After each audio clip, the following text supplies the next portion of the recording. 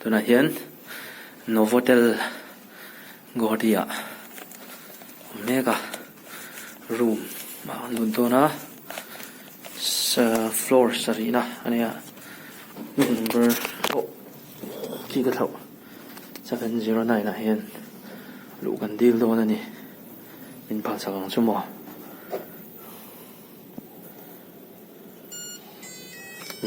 lu do ti phal tlat mai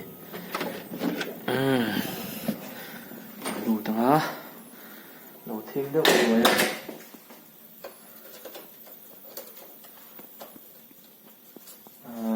kan ti enga tuna enna no thing o se nghe chung về là ăn cái này nè chân lụ từ đây này coffee xem na về lẩu mà chuan khum hi king size bed mo no pangai lẩu mà chuan andar thalang ti lang lawang la hian bathroom lama hian commode wash machine heta shower boka shower le room helai khum bul inka nei glass anda te curtain no ma khartia tan closet ve lo ma hong lo me ngo tv boka non pangai viewe hei hi rooftop ane achung ber han in ti thoven novel hmun ni ber mai soi ve thiam dan dan ta hen zana ban on hon thin na ta ni chuan heta hian pool close sain dia covid ni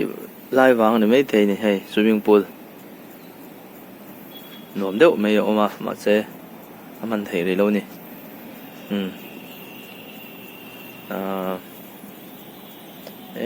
thế này có bụi view po thà view mấy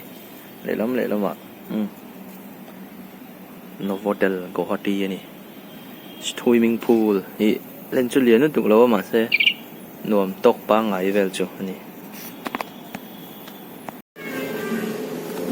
hay gym anh ya gym pon này nuam khop mấy hay giáo nó tụt lâu à giáo chứ hi an chi mani choi tur teo ma hei po tur eng ngo ming boi ka hra ve vaklom lo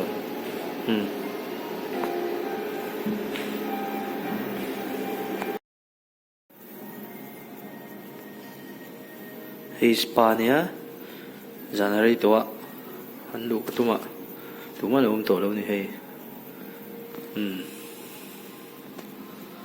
lom to lo tlat mai tên là duỗi là tông mày helai hi rooftop ania hei bar oma chuan so da son lo thua tu te mo chuan hei tlai hian pool oma